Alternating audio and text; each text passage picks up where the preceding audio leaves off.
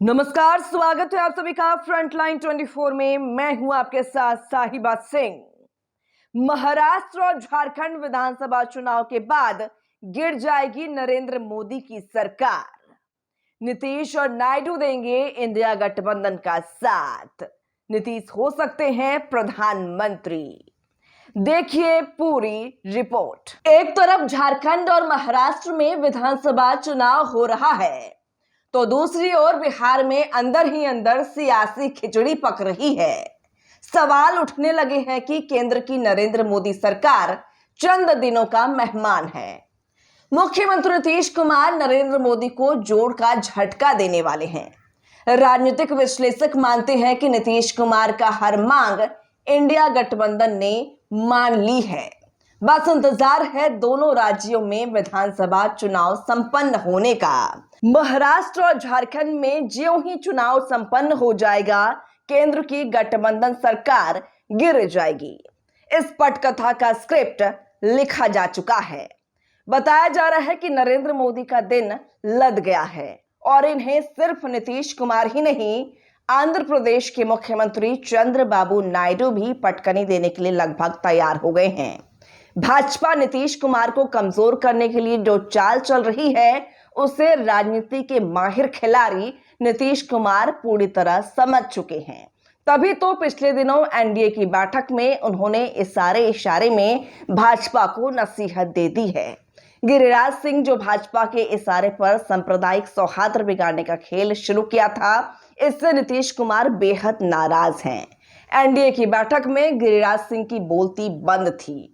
जीतन राम मांझी जो शराबबंदी कानून को लेकर अनाप शनाप बयान देते फिरते हैं, उन्हें भी कड़े शब्दों में मुख्यमंत्री ने चेता दिया है। बैठक से ही नीतीश कुमार बिहार के मुसलमानों को संदेश दे दिया है कि जब तक नीतीश कुमार हैं, तब तक डरने की कोई जरूरत नहीं है। कोई आपका बाल बांका नहीं कर सकता। इतना ही नहीं, उन्होंने यह भी कहा कि बिहार में सांप्रदायिक सौहार्द बिगाड़ने वालों को बख्शा नहीं जाएगा। इस बैठक में भाजपा के सारे नेता सर झुकाए रहे और मुख्यमंत्री 40 मिनट तक कड़े शब्दों में अपनी बात कहते रहे। एक ही साथ उन्होंने सभी एनडीए घटक दलों को चेता दिया। मतलब साफ है कि बिहार की राजनीति आगे भी नीतीश के इर्द गिर्द ही घूमती रहेगी। भाजपा जो सपना देख रही है कि वह बिहार में नीतीश के रहते कभी पूरा नहीं होने वाला है। नीतीश कुमार के इस संबोधन के बाद तो भाजपा को सांप सूंघ गया। नीतीश कुमार ने अपने संबोधन से भाजपा की नींद उड़ा दी है। इधर प्रशांत किशोर नीतीश कुमार को डैमेज करने में लगे ही हुए हैं, तो दूसरी ओर कभी मुख्यमंत्री के नाक के बाल रहे आरसीपी सिंह ने भी अपनी नई पार्टी की घोषणा कर एक धमाका कर दिया है। सीमांचल में गिरिराज सिंह आग उगल ही रहे थे, तो भाजपा ने आरसीपी को नीतीश के सामने लाकर उनकी चिंता बढ़ा दी। सब जानते हैं कि जदयू संगठन में आज भी आरसीपी के लोग भरे पड़े हैं। बिहार के सीनियर आईएएस संजीव हंस की गिरफ्तारी और उनसे पूछताछ में बड़े राजनेताओं के नाम उगलवाने की साजिश को भी समय से पहले भांप लिए हैं। नीतीश कैसे कमजोर हो, जदयू के सांसद प्रलोभन में कैसे फंसकर भाजपा के पाले में आ जाएं, भाजपा बड़े ही चालाकी से ये चाल चल रही थी। लेकिन नीतीश कुमार राजनीति के पक्के खिलाड़ी हैं। उन्हें भाजपा की इस चाल को समझने में देर नहीं लगी। उन्होंने एनडीए की बैठक बुलाकर भाजपा और दूसरे साथी को चेता दिया, फिर एक्शन में आ गए हैं। भाजपा को जब नीतीश कुमार की नाराजगी का एहसास हुआ, तो बिना किसी प्रोग्राम का जेपी नड्डा पटना पहुंच गए।